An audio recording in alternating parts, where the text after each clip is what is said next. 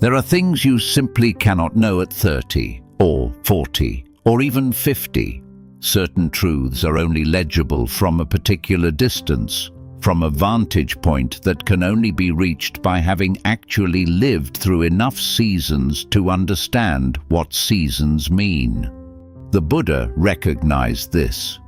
He did not treat the elders in his community as people who had fallen behind. He recognized them as people who had arrived somewhere. Welcome to Mindfulness. In this video, we unpack 7 teachings from authentic Buddhist tradition, each one speaking directly to what aging offers, what it requires, and what becomes possible in the later chapters of a life that has been genuinely, courageously, imperfectly lived. 1. The truth that sets you free. Aging as one of life's 3 messengers. In the Devadatta Sutta, the Buddha teaches about 3 divine messengers that appear to every human being during the course of a life. They are not angels. They are not visions. They are an elderly person, a sick person, and a corpse. The Buddha describes them as messengers sent into the world, not to frighten us, but to awaken us. It was, in fact, the sight of an old man that first shook the young Prince Siddhartha out of his life of comfort. According to traditional accounts found in texts like the Nidana-katha, Siddhartha had been sheltered from the realities of suffering. When his charioteer finally showed him an elderly man, bent and trembling, he asked what had happened to this person. The charioteer told him plainly, "This is what happens to all of us." That encounter did not break the young prince. It opened him. And this is the first teaching the Buddha offers us about aging. It is not a problem to be solved. It is a messenger to be heard. When our hair thins, when our hands slow, when the face in the mirror carries the quiet evidence of decades, we are not watching ourselves deteriorate. We are receiving a message. Life is precious. Time is not unlimited. What truly matters deserves our full attention now, not later. The Pali word for aging is jara. In the Dhammapada, one of the most widely studied collections of the Buddha's teachings, aging is acknowledged plainly. Bodies age. That is their nature. But the Dhamma, the truth, does not age. Wisdom does not wrinkle. Compassion does not slow with years. So when the messenger of aging arrives at your door, as it arrives at every door, you are being given an invitation, not into fear, into wakefulness, into the kind of clarity that only comes when we stop pretending that time is endless and truly begin to live. Pause with that. What if every grey hair was not a loss, but a reminder to be more present than ever before? 2. Letting go of the body's story. The teaching of impermanence and the aggregates. One of the most honest and, at first, uncomfortable teachings in the entire Buddhist canon is the doctrine of the 5 aggregates, in Pali, the khandhas. The Buddha taught that what we call the self is actually a collection of 5 constantly changing processes. Form, which includes the body, feeling, perception, mental formations, and consciousness. There is no permanent fixed self hiding inside these 5. They arise together, they change together, and they will one day cease together. Now, why does this matter for aging?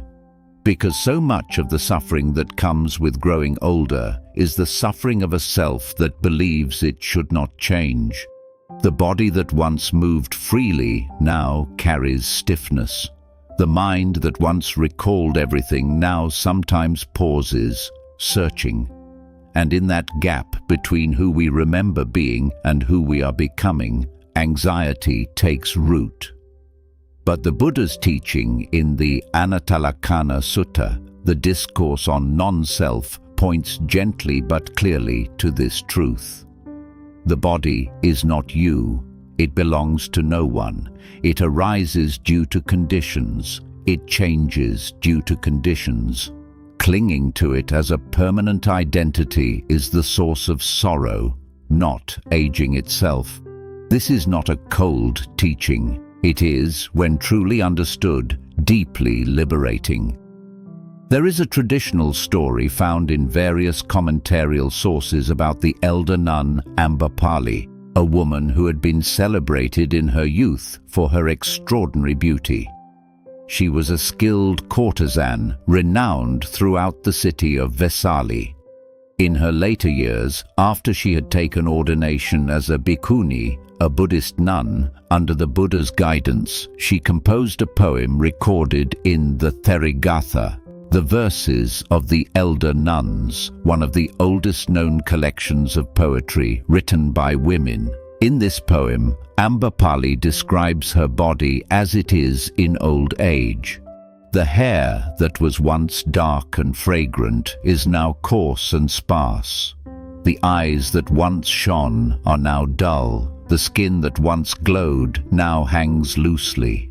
And line after line, she does not lament. She observes, she reflects. She ends each verse with the phrase, "The speaker of truth says this and no otherwise." She is not grieving, she is seeing clearly.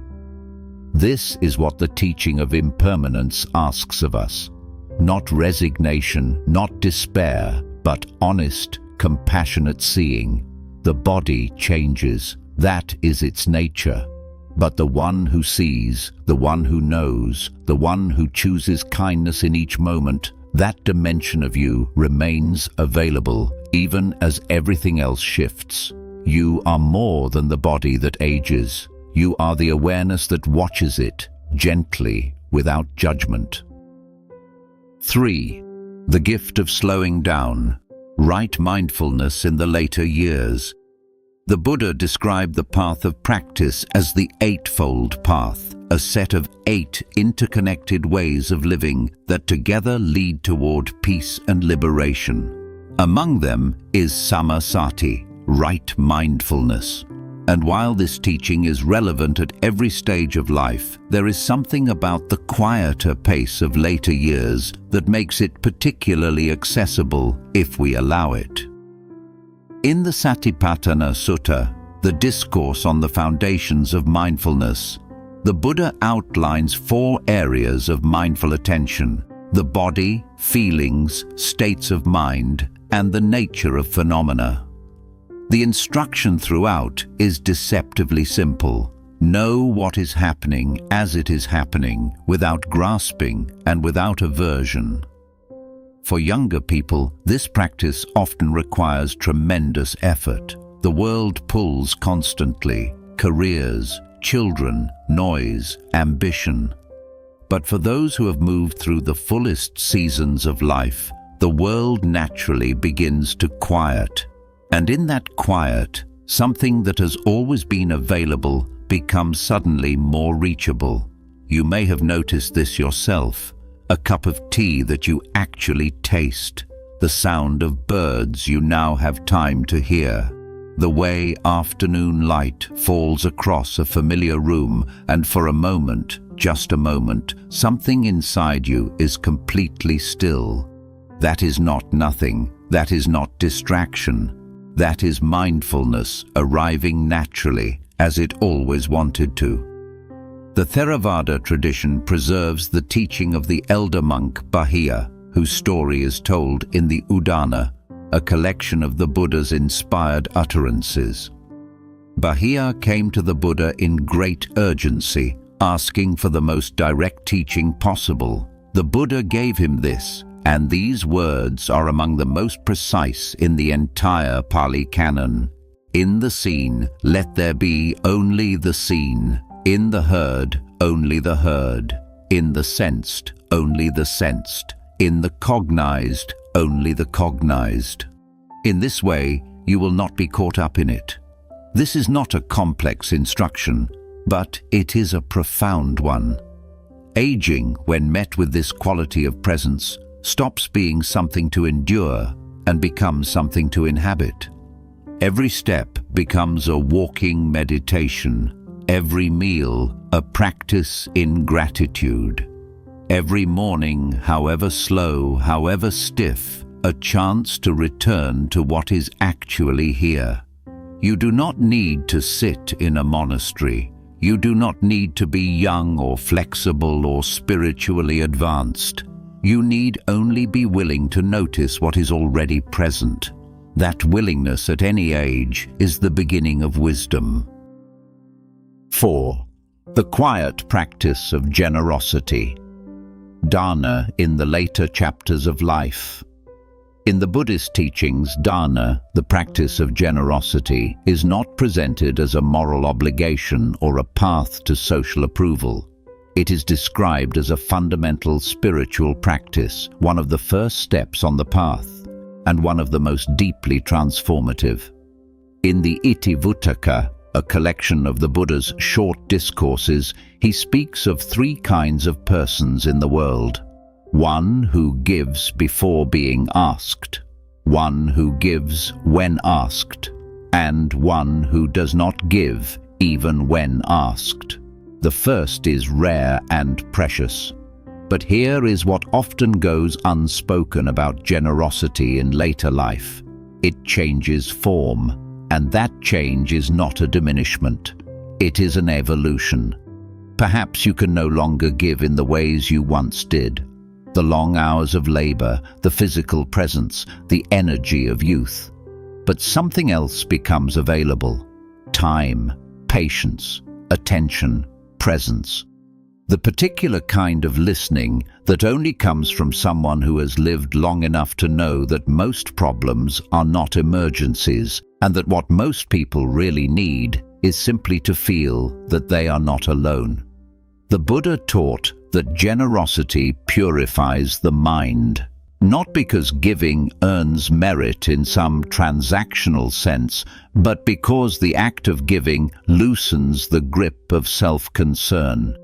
In Pali, the opposite of dana is makariya, which is sometimes translated as stinginess, but more accurately means a contracted clinging to what is ours. When we give, that contraction softens, the heart opens. For many older adults, one of the most unexpected sources of suffering is a feeling of uselessness, that the world no longer needs what you have to offer, that your contribution has ended. But the Buddhist understanding of generosity makes this impossible. A grandmother who listens without judgment is practicing dana. A retired teacher who explains something patiently to a neighbor is practicing dana. A person who smiles genuinely at a stranger in a waiting room is practicing dana. These are not small things. In the Buddhist tradition, they are among the most important things. The Pali Canon records the story of the lay supporter Anathapindika, a wealthy merchant who was the Buddha's greatest lay patron. Near the end of his life, lying ill, he was visited by the elder monk Sariputta, who gave him a series of reflections on non-attachment. Afterward, Anathapindika wept, not from sorrow, but because he said he had never heard such deep teaching in all his years as a lay person. Sariputta replied that such deep teaching was usually reserved for monastics. But Anathapindika had given so generously throughout his life that the fruit of that generosity was a mind ready to receive deep truth. Generosity opens the door. Wisdom walks through it. 5. Living without accumulation. The teaching on contentment and simplicity. There is a word in Pali that appears throughout the early Buddhist texts, particularly in the Theravada monastic code and in collections like the Sutta Nipata. That word is santutti, and it means contentment. Not resignation, not settling, but a genuine, rooted satisfaction with what is sufficient. The Buddha listed contentment among the highest blessings in the Mangala Sutta, a beloved text in which he describes what truly constitutes a fortunate and well-lived life. Alongside compassion, virtue, and wisdom, he places this simple quality: contentment, being at peace with enough. This teaching speaks with particular clarity to those in the later chapters of life. We live in a world that equates accumulation with success. More possessions, more achievements, more experiences, more, always more. And for much of life, we move with this current, sometimes by choice, often by default. But aging has a way of reversing the current. The house that once needed to be filled, now perhaps needs to be slowly, carefully, gratefully emptied. The schedule that once needed to be full now invites space. And in that space, santuti, contentment, becomes not just a spiritual ideal, but a lived experience. The Sutta Nipata, one of the oldest layers of the Pali Canon, contains verses attributed directly to the Buddha that speak of the wandering sage, the one who moves through the world lightly, without grasping, without leaving tracks. These verses are not prescriptions for everyone to become homeless wanderers. They are pointing to an interior quality, the ability to be fully present to what is here without reaching constantly for what is not. Consider what this might look like in your own life. Perhaps it is releasing old grudges that have been carried so long they feel like furniture. Perhaps it is finding that a simple meal prepared with care nourishes more deeply than an elaborate one eaten distractedly. Perhaps it is sitting in a garden, or by a window, or on a familiar bench, and realizing, truly realizing, that this, right now, is enough. The Buddha taught that craving, tanha, is the root cause of dukkha, suffering. But contentment is not the suppression of craving through willpower. It is the genuine recognition that what we truly need, we already have access to. Breath, awareness, the capacity to be kind. These do not diminish with age. If anything, they deepen. Santuti is the quiet revolution of aging wisely. It asks not what more can I acquire, but what can I finally, gratefully release. 6. Facing fear with clarity. The Buddha's teaching on death and the undying. This is the one most of us would rather skip, and yet it may be the most important of all.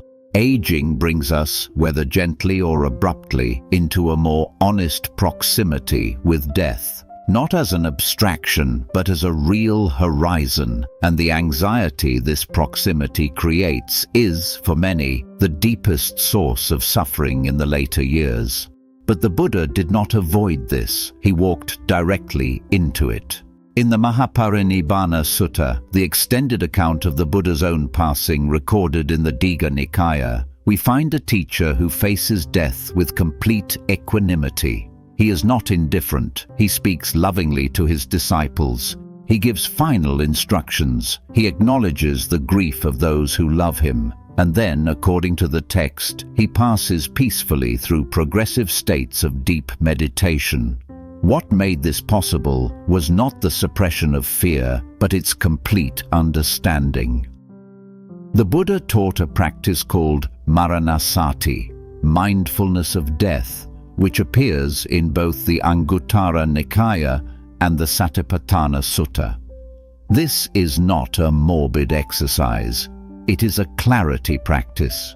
By gently, regularly, contemplating the fact that this life is finite, we stop postponing what truly matters. We stop holding grudges across years of a life that is passing. We stop choosing comfort over connection. We stop waiting. Maranasati is not about dwelling in fear. It is about letting the awareness of death illuminate the value of life. The Buddha also taught, particularly in the context of the Dhamma itself, that while all conditioned things are impermanent, the unconditioned, what he called nibbana, is not subject to birth and death. He described it in the Udana as that which is not born, not become, not made, not conditioned. Whether or not one holds a belief in any kind of continuation beyond death, this teaching offers something quietly radical. The awareness in which your entire life has occurred, the knowing itself, is not a physical thing, and its nature is not fully captured by the story of your body. You need not resolve every metaphysical question about what comes after death to find peace with it. What you can do, what the practice invites, is to live so fully and so honestly now that when that day arrives, there is no great unfinished business with your own life. The monk Ajahn Chah, one of the most respected teachers of Theravada Buddhism in the 20th century, is recorded as saying to his students, "If you let go a little, you will have a little peace. If you let go a lot, you will have a lot of peace. If you let go completely, you will have complete peace." This is not a canonical quote from the Pali Suttas, but it reflects with great faithfulness a recurring theme throughout the early teachings. Peace and clinging cannot occupy the same space. Face the horizon honestly, and discover that the one who faces it is not afraid. 7. The path that does not end. Wisdom, practice, and the elder's place in the community. There is a profound and often overlooked dimension of the Buddha's teaching on aging that has little to do with decline and everything to do with arrival. In the early Buddhist community, the Sangha, elders were not merely tolerated, they were revered, not because of status or social convention, but because of something specific and earned. They were revered for their wisdom, their patience, their depth of practice, and their capacity to hold others in difficulty without being destabilized by it. The Pali word thera means elder, and it carries within it a sense of someone who has been ripened by practice and by life. The Therigatha and the Therigatha, the verses of the elder nuns and the verses of the elder monks, are two of the oldest collections of Buddhist poetry in existence. They are full of voices, real voices, of practitioners who speak from the far end of a life dedicated to waking up. What is striking about these voices is not their transcendence of ordinary life. It is their deep, warm, hard-won familiarity with it. These are people who have grieved, who have struggled, who have let go of things they loved, and they speak not from a place above the human condition, but from deep within it, transformed. This is the elder's gift, and it is one that cannot be taught to the young. It can only be lived into. In the Dhammapada, the Buddha says, "Not by grey hairs does one become an elder. The person in whom there is truth, non-violence, these are the elders." This verse is not dismissing age, it is pointing to what gives aging its true meaning. Not the years accumulated, but the wisdom embodied within them. Many people arriving in later life feel that their role is shrinking, that the world is moving past them, that there is little left to contribute. But the Buddhist vision of the elder pushes back gently against this. The community, whether a family, a neighborhood, a circle of friends, or a meditation group, needs the elder who can sit with uncertainty without panic, who can hold grief without drowning in it, who can remember that this too shall pass, because they have watched so many things pass already. This is not a passive role. It is one of the most active and necessary roles in any human community. In the Upada Sutta of the Samyutta Nikaya, the Buddha's disciple Ananda once said to the Buddha, "It seems to me that admirable friendship is half of the holy life." The Buddha corrected him gently but warmly, saying, "Do not say that, Ananda. Admirable friendship is the whole of the holy life." This exchange points to something essential. The path is not walked alone, and the elder who has walked far carries within them something irreplaceable. The knowledge that the path continues, that difficulty is workable, that peace is not a distant destination, but something available here, in this breath, in this moment, in this life, no matter how many years it holds. So if you are in the later seasons of your life, know this: you are not at the end of something, you are at the depths of it. The practice does not retire, it only deepens. And the wisdom you carry, the patience you have earned, the compassion you have slowly, painfully, beautifully grown, that is not yours alone. It belongs to everyone around you, if you are willing to share it. The Buddha's last recorded words, as preserved in the Mahaparinibbana Sutta, were these: "All conditioned things are impermanent. Work out your salvation with diligence. Not tomorrow, not when things are easier, now, with whatever years remain, with every breath that is still given to you. There is still time. There is always, in this present moment, still time." You came to this reflection perhaps carrying something heavy, perhaps just curious, perhaps quietly hoping that somewhere in these ancient teachings there was something meant for you. And there was. Aging wisely, in the Buddhist sense, is not about fading gracefully into the background. It is about arriving fully into the truth of your life, with open eyes, with a softer grip, with the willingness to let each remaining day be not a countdown, but a deepening. The Buddha's path does not end with age. For many, it truly begins there. Breathe. You are still here, and here is enough.